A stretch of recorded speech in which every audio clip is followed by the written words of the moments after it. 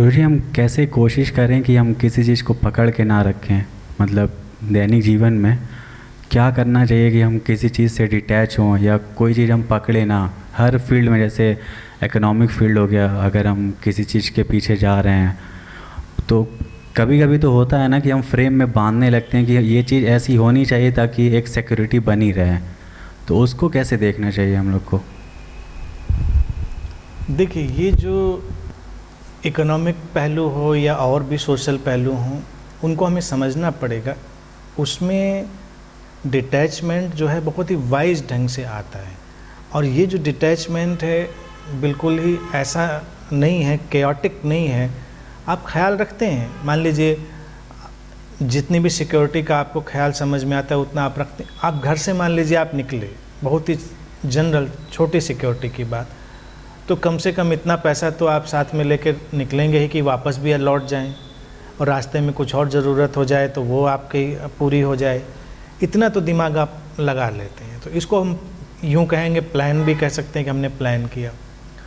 और दूसरी बात है, इसको आप अनसर्टेनिटी से देखें तो ये है कि बीच में बहुत सारे फैक्टर हो सकते हैं जो इस सारी योजना को इधर उधर कर सकते हैं। मान लीजिए तुमने सोचा था कि यहाँ से जाएंगे हम और फिर वहाँ से मेट्रो तक जाएंगे, फिर वहाँ से अपने घर पहुँचेंगे, बीच में कोई मिल गया, उसने आपको ड्रॉप कर दिया, सिचुएशन बदल गई। और या किसी ने आपकी पॉकेट ही साफ़ कर दी, या आपकी केयरलेसनेस में आपकी जो मनी है गिर गई, तो आप फिर कुछ हैंडल करेंगे।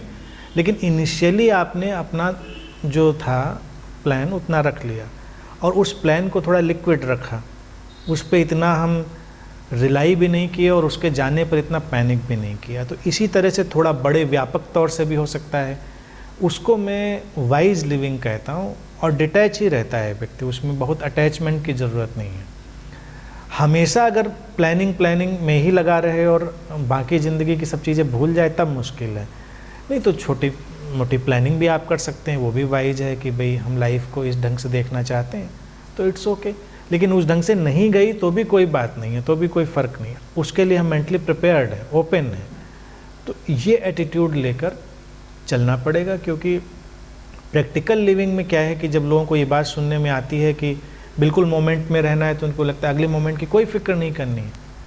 तो मेरा कहना होता है मोमेंट में कम्प्लीटली रहना है, और अगले मोमेंट पे अगर आप ध्यान भी ले जाते हैं तो वो भी इस मोमेंट की कंप्लीटनेस के थ्रू ही होता है, उस अवेयरनेस के थ्रू ही होता है। और वो अभी इसी मोमेंट से जुड़ा हुआ इंटीग्रेटेड मोमेंट है, वो बिल्कुल अलग नहीं हुआ है। यानी अभी आपको उतना तो पता चल रहा है वहाँ तक, और जहाँ तक नहीं पता चल रहा है वहाँ तक आप ध्यान ले भी नहीं जा सकते, वहाँ के बारे में सोच भी नहीं सकते। अब घर पे आइए, मान लीजिए एक छोटा सा उदाहरण है।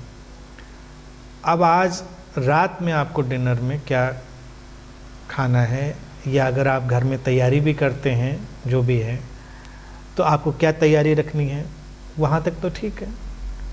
कल का सोच लिया आपने, वो भी ठीक है।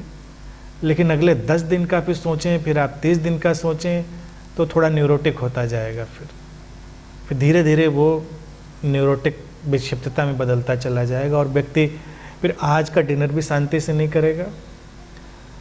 कई लोग होते हैं ना, देख अभी खाने की टेबल पे बैठेंगे, खाना भी अच्छा है, कई महिलाओं को भी मैंने देखा है, सब उनका स्किल अच्छा है, सब अच्छा है, और अभी के खाने के बजाय फिर अगले दिन की तैयारी शुरू हो जाती है, कल क्या होना है।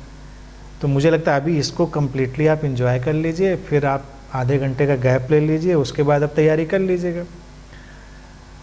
तो नॉर्मल लिक्विड जो प्लानिंग है वो डिटैच रखती है, लेकिन हम बहुत दूर तक खींच देते हैं चीज़ों को, तो हमको पता नहीं चलता कि फिर क्या होने वाला है।